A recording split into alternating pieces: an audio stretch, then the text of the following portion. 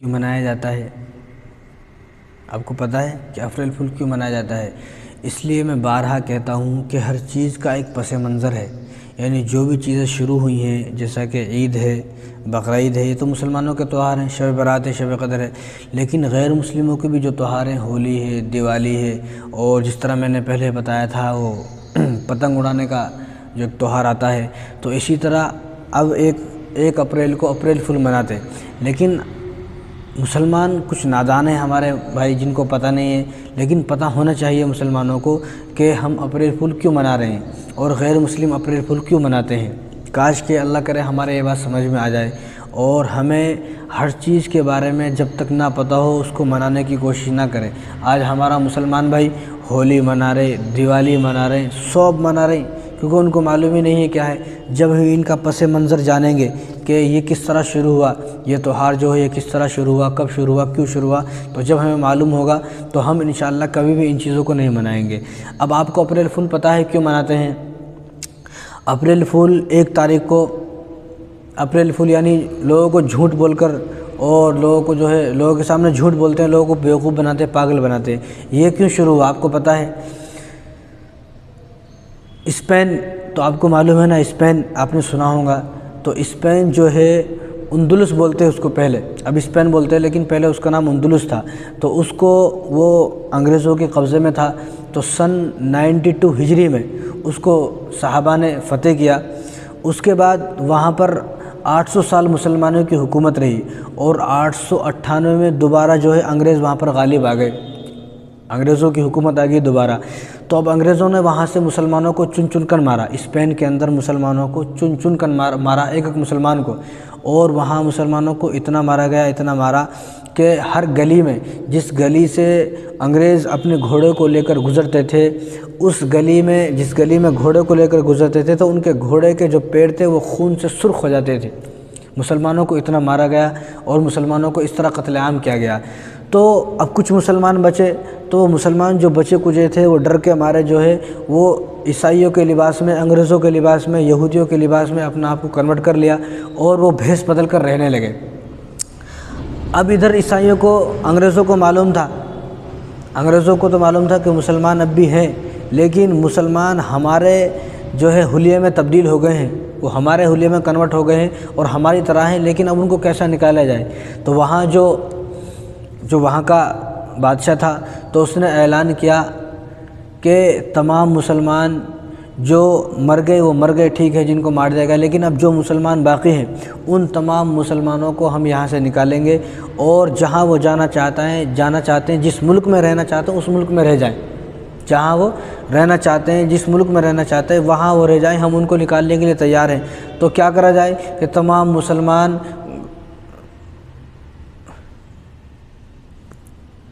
تو کیا کیا جائے، تمام مسلمان غرناطہ ایک جگہ ہے، غرناطے میں سب کے سب مسلمان جمع ہو جائے اور وہاں سے ایک شپ پر کشتی جائے گی، تو تمام مسلمان وہ کشتی پر اور اس شپ میں سوار ہو جائیں، تو تمام مسلمان اس شپ میں سوار ہو جائیں تو ان کو اس شپ میں لے جا کر جہاں وہ جانا چاہیں ان کو چھوڑ دیا جائے گا۔ تو اس نے اعلان کیا اور بڑے خیر خواہی سے، بڑے جو ہے ادب سے، احترام سے مسلمانوں کو بہکایا کہ ہم تمہارے ساتھ ہیں، اب جو ہو گیا، آئندہ ایسا نہیں ہوگا، اور تمام مسلمانوں جو جہاں جانا چاہتے ہیں اس کو لے جایا جائے گا، اب کسی کو مارا نہ جائے گا۔ تو مسلمان بیچارہ ان کی باتوں میں آ گئے، تو تمام مسلمانوں کو اس نے غرناطے کے اندر جمع کیا اور تمام مسلمان جب وہاں جمع ہو گئے تو تمام مسلمان کشتی میں سوار ہو گئے۔ جب وہ تمام مسلمان کشتی میں، شپ میں سوار ہو گئے تو اس کشتی کو 20 سمندر میں لے جا کر ڈبا دیا گیا، اس کشتی کو 20 سمندر میں لے جایا گیا اور 20 سمندر میں بالکل لے جا کر اس کشتی کو ڈبا دیا۔ تمام مسلمان وہاں پر غرق ہو گئے اور تمام مسلمان، بوڑھے، بچے اور جو عورتیں، جو سب مسلمان تھے، لاکھوں کی تعداد سے مسلمان تھے، تو تمام کے تمام مسلمان سمندر میں غرق ہوئے اور سمندر میں ڈوب کر سارے کے سارے مسلمان شہید ہو گئے۔ اب ادھر انگریز آئے تو انگریز ادھر آ کر خوش ہونے لگے، دیکھو ہم نے مسلمانوں کو کیسا بیوقوف بنایا، دیکھو ہم نے مسلمانوں کو کیسا بیوقوف بنایا۔ تو یہ وہ دن تھا جب مسلمانوں کو مارا گیا، یہ پہلی 1 اپریل تھی، تو اسی وقت سے یہ شروع ہوا۔ اور ایک اور بات آپ یاد رکھیں، آپ نے دیکھا بھی ہوگا اور آپ جانتے بھی ہوں گے، جو بہت سارے پڑھے لکھے لوگ ہیں وہ جانتے ہوں گے کہ سن 1565 سے پہلے جو سال ہوتا تھا وہ 10 مہینے کا سال ہوتا تھا۔ اب ایک سال میں 12 مہینے ہوتے ہیں، لیکن سن 1564 سے پہلے 10 مہینے کا ایک سال ہوتا تھا. کتنے؟ 10 مہینے کا ایک سال ہوتا تھا.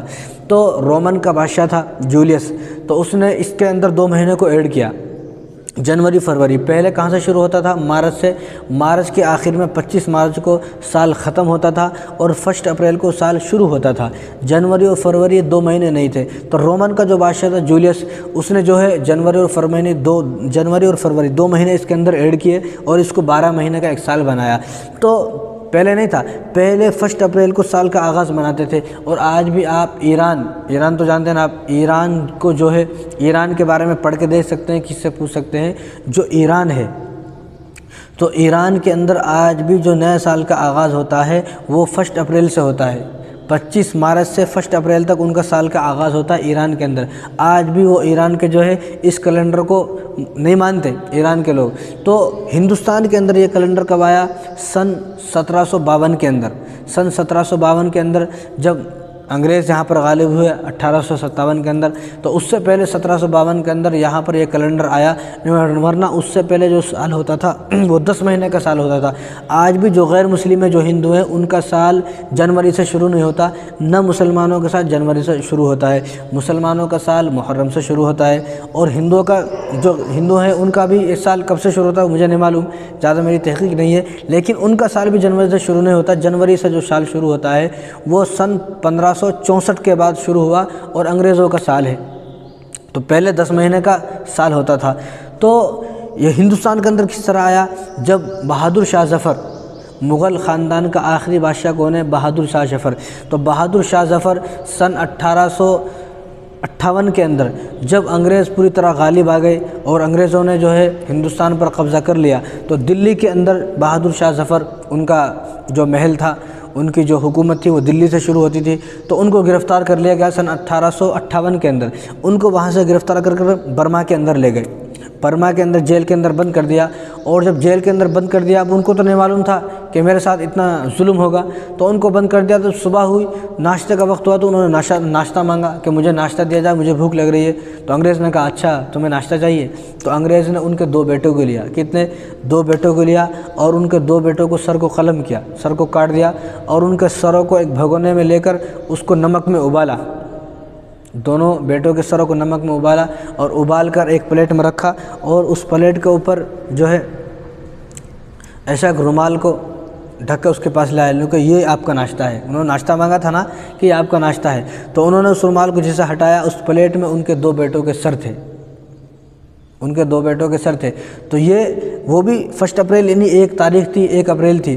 تو 1 اپریل جو اپریل فول مناتے ہیں، وہ اپریل فول منانے سے پہلے اس بات پر غور کریں، اس بات کو سوچیں، اس بات پر ذرا دھیان دیں کہ ہم اپریل فول کیوں منا رہے ہیں. جس دن مسلمانوں کو مارا گیا، جس دن مسلمانوں کو جو ہے لاکھوں کی تعداد سے ان کے شپ کو سمندر کے اندر ڈبا دیا گیا، مسلمانوں کو مار دیا گیا، اس دن سے یہ تہوار شروع ہوا ہے. ابھی ہوتے پوری دنیا کے اندر پھیل گیا ہے، اور اس کے بہت سارے نقصانات بھی ہیں. 2 دوست تھے، تو ایک دوست نے دوسرے دوست کی ماں کو فون کیا کہ آپ کے جو بیٹا ہے اس کا جو ہے ایکسیڈنٹ ہو گیا، فلاں ہاسپٹل میں ہے. اب یہ ماں جو تھی بیچاری کمزور دل کی تھی، اب اس کو اٹیک آ گیا. جب سنا کہ میرے بیٹے کا ایکسیڈنٹ ہو گیا ہاسپٹل میں، اس کو اٹیک آیا تو ماں مر گئی. جب یہ دونوں دوست گھر گئے تو دیکھا تو ماں مری ہوئی ہے. تو اس کے بہت سارے نقصانات ہیں. اور دوسری بات، حضور نے فرمایا، دیکھو اس میں جھوٹ بولتے ہیں، جھوٹ. اور جو اسلام ہے یہ جھوٹ کا مذہب نہیں ہے، یہ سچائی کا مذہب ہے. اور حضور نے فرمایا کہ مومن آدمی جھوٹ نہیں بول سکتا. کیونکہ ایک مرتبہ حضور صلی اللہ علیہ وسلم یوں بیٹھے ہوئے تھے، آپ ذرا غور سے دیکھیں، یوں بیٹھے ہوئے تھے حضور، ٹیک لگا کر یوں بیٹھے ہوئے تھے. تو ایک صحابہ نے پوچھا کہ یا رسول اللہ، مسلمان زنا کر سکتا ہے؟ تو حضور نے فرمایا اگر اس کا نفس اس پر غالب آئے، اگر اس کا نفس اس پر غالب آئے اور شیطان اس کو دھوکے میں ڈال دے تو وہ زنا کر سکتا ہے. تو ایک صحابہ نے پوچھا کہ رسول اللہ، مسلمان جو ہے وہ غیبت کر سکتا ہے؟ تو حضور نے پھر فرمایا کہ اس کا نفس اگر اس پر غالب آئے اور شیطان اس کو بہکائے تو غیبت بھی کر سکتا ہے. تو ایک صحابہ نے پوچھا کہ رسول اللہ، مسلمان اور بغض اور کینہ رکھ سکتا ہے دل میں؟ تو حضور نے فرمایا کہ رکھ سکتا ہے، اس کا نفس اگر غالب آئے تو بغض اور کینہ رکھ سکتا ہے، ایسی کوئی مسئلہ نہیں ہے. تو ایک صحابی نے ایسے بہت ساری باتیں حضور سے پوچھ رہے تھے، تو حضور ایسے بیٹھے ہوئے تھے. تو ایک صحابی نے سامنے پوچھا کہ یا رسول اللہ، مسلمان جھوٹ بول سکتا ہے؟ کیا فرمایا کہ مسلمان جھوٹ بول سکتا ہے. تو حضور ایسے بیٹھے ہوئے تھے. حضور فوراً یوں کھڑے ہو گئے. حضور میں بیٹھے ہوئے تھے تو جھوٹ کا جب نام سنا حضور نے تو حضور فوراً ہی ہو گئے اور حضور نے فرمایا نہیں نہیں نہیں نہیں، مسلمان جھوٹ نہیں بول سکتا، فلیس منی، کہ جو مسلمان جھوٹ بولے گا وہ ہم میں سے نہیں ہے۔ مومن اگر ہے تو جھوٹ نہیں بول سکتا۔ آج ہماری کاروبار ہے، ہمارے جو ہے پوری رشتہ داری کی جو بنیاد ہے وہ جھوٹ پر کھڑی ہوئی ہے۔ جھوٹ بول کر ہم نے اتنا جھوٹ بولا ہے کہ اب ہماری زندگی جو ہے جھوٹوں کی بنیاد پر کھڑی ہے۔ تو اسلام جو ہے وہ جھوٹ کا مذہب نہیں ہے، اسلام سچائی کا مذہب ہے۔ اسلام سچائی کا درس دیتا ہے، اسلام جھوٹے کا درس نہیں دیتا۔ آپ نے واقعہ نہ سنا، ایک بچہ تھا تو وہ بکریوں کو چراتا تھا، تو اس نے ایک دن اس کو مذاق سوچا، تو اس نے مذاق میں گاؤں والوں کو کہہ دیا، ارے ایک بھیڑیا آ گیا میری بکری کو کھا گیا۔ تو گاؤں والے تمام کے تمام اس کے پاس آئے، دیکھا کہ تو کچھ بھی نہیں تھا۔ تو اس نے کہا ارے میں نے تو مذاق کیا تھا۔ اس کو دوبارہ مذاق سوچی کہ بھیڑیا آ گیا میری بکری کو کھا گیا۔ اب دوبارہ گاؤں والے پورے بھاگ کر آئے، دیکھا تو کچھ بھی نہیں۔ تو تیسری مرتبہ سچ مچ میں بھیڑیا آ گیا، اور اس کی تمام بکریوں کو پھاڑ گیا۔ اب اس نے آواز لگائی، بھئی گاؤں والوں آؤ، آج سچ میں میرے پاس بھیڑیا آ گیا ہے اور میری بکریوں کو کھا گیا ہے، بھیڑیا آ گیا میری بکریوں کو کھا گیا۔ تو کسی نے اس کی بات کا اعتبار نہیں کیا کہ بھئی یہ آدمی تو جھوٹ بولتا ہے، ہمیشہ جھوٹ بولتا ہے، ہو سکتا ہے آج بھی جھوٹ بولا ہو۔ تو اس نے جھوٹ بول کر اپنا اعتماد لوگوں کے اوپر سے کھو دیا ہے۔ تو اس لیے اگر ہم بھی جھوٹ نہ بولے، یہ جو ہمارا جو مذہب ہے، اسلام جو مذہب ہے وہ سچائی کا مذہب ہے۔ اپریل فول منانے سے پہلے اس بات پر غور کریں ہم کہ اپریل فول کیوں منا رہے ہیں۔ اور حضور نے فرمایا کہ جھوٹ جو بولتا ہے اللہ تبارک و تعالیٰ کی لعنت ہے اس پر، اور اللہ تبارک و تعالیٰ نے بھی سورہ نور کے اندر فرمایا لعنت اللہ علی الکاذبین، کہ جھوٹوں پر اللہ تبارک و تعالیٰ کی لعنت برستی رہتی ہے۔ اور حضور نے فرمایا کہ منافق کی 3 علامتیں ہیں۔ جو منافق ہوتا ہے، منافق جو ہوتا ہے وہ آدمی، منافق کے لیے جنت نہیں ہے۔ کبھی آپ یہ سوچو، حضور کے زمانے میں جو لوگ منافق تھے ان کے لیے آیت نازل ہو چکی ہے کہ یہ آدمی جنتی نہیں ہے، اور حضور نے فرمایا کہ منافق کی 3 علامتیں ہیں۔ جب بھی بولتا ہے جھوٹ بولتا ہے، وعدہ کرتا ہے تو وعدہ خلافی کرتا ہے، اور امانت میں خیانت کرتا ہے۔ یہ منافق کی 3 علامتیں۔ تو اگر ہم کسی کو جھوٹ بولیں گے 1 اپریل کے نام پر، اپریل فول کے نام پر، یا کسی کو بیوقوف بنانے کے نام پر جب ہم یہ جھوٹ بولیں گے تو ہمارا جو شمار ہے وہ جھوٹوں میں شمار ہوگا۔ ہماری گنتی جو اللہ تبارک و تعالیٰ کے یہاں جو ہمارا نام لکھا جائے گا وہ جھوٹوں کی لسٹ میں لکھا جائے گا یا جھوٹا ہے۔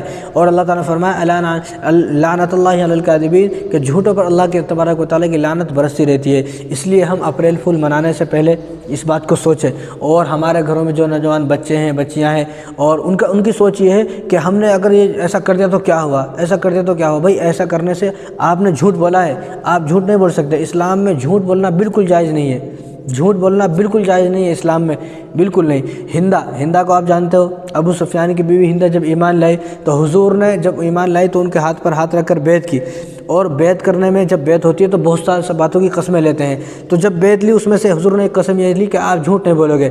تو انہوں نے یہ کہا کہ ہم نے کبھی جب ہم جاہل تھے، جب ہم جو ہے مشرک تھے، کافر تھے، اس وقت ہم نے کبھی جھوٹ نہیں بولا، اب تو ہم نے ایمان لا لیا، اب ہم کس طرح جھوٹ بولیں گے۔ تو جو آدمی اسلام لانے سے پہلے بھی جھوٹ کو جھوٹ سمجھ رہا ہے، تو وہ آدمی اس معاشرے میں جو آدمی اسلام لانے سے پہلے بھی جو جھوٹ کو غلط سمجھتا ہے، برا سمجھتا ہے، تو دیکھو اس وقت کا کلچر کیسا تھا۔ اسلام نہیں ہے لیکن پھر بھی جھوٹ کو جھوٹ سمجھ رہا ہے۔ آج اسلام ہے، مسلمان ہے، نمازیں پڑھتا ہے، قرآن پڑھتا ہے، سب کچھ کرتا ہے، لیکن جھوٹ کو جھوٹ نہیں سمجھتا۔ اس لیے یہ نہ سوچے کہ ہم نے تھوڑا سا کر لیا تو کیا ہوا، ہم مذاق ہی تو کر رہے ہیں۔ اسلام میں آپ اس طرح کا مذاق بھی نہیں کر سکتے، ہو سکتا ہے آپ کے مذاق سے کسی کی جان چلی جائے، تو پھر کیا کریں گے آپ؟ تو ان تمام باتوں پر غور کریں اور غور و فکر کرنے کی ضرورت ہے۔ ہمارے گھروں میں جو نوجوان بچے ہیں، بچیاں ہیں، کالج کو جا رہے ہیں، اسکول کو جا رہے ہیں، تو ان کو بھی اس بات پر غور کرنے کی بہت جلدی اور غور کرنے کی بہت ضرورت ہے۔ اس بات پر غور کریں کہ ہم کیوں منا رہے ہیں۔ ایسا نہ ہو کہ کل قیامت کے دن ہمارا شمار بھی انہی لوگوں میں ہو، انہی انگریزوں کے ساتھ ہو کہ جن انگریزوں نے مسلمانوں کو جو ہے ڈبا کر سمندروں کے اندر مار دیا ہے۔